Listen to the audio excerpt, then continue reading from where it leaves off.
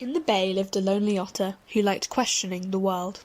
They called him the Otter Philosopher, as answers hardly unfurled. Question after question flew into his mind. Why was he an otter, and if he was, what kind?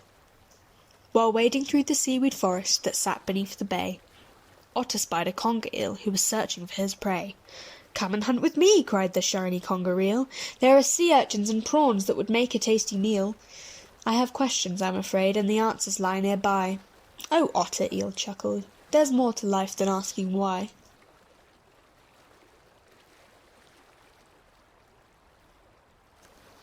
A happy dolphin saw the otter puzzling in the sea. "You ought to stop your thinking and come and play with me." "I can't," said the otter, "I have thinking to do. Why am I a creature of the deep dark blue, and why is the horizon always just out of view?"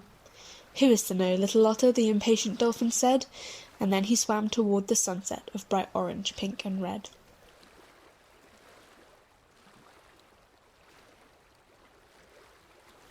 While Otter wandered shoreward beneath the dying day, a crab scuttled forward and plucked the courage to say, "Dear Otter, we miss you, philosophising friend.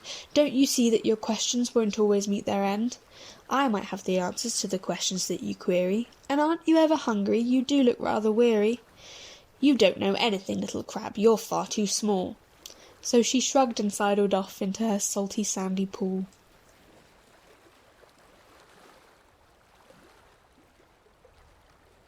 The otter lay backwards, squinting in the sun. How could he hunt and play when there was thinking to be done? But just out of view from the otter's little head, the sun sunk down slowly into its ocean bed. The water was aglow and the sea creatures celebrated, but the little Otter Philosopher just sat there and waited.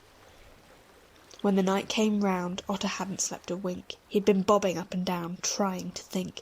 All of a sudden there was a rumble down under. It roared and it tumbled and it sounded like thunder.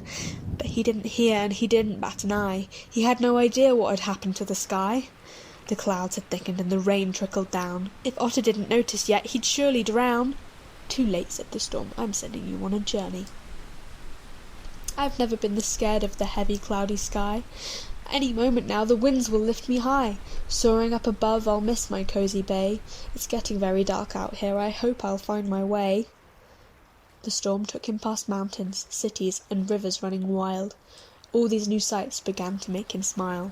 Once he had seen all the corners of creation, it was time for the Otter Philosopher's first revelation.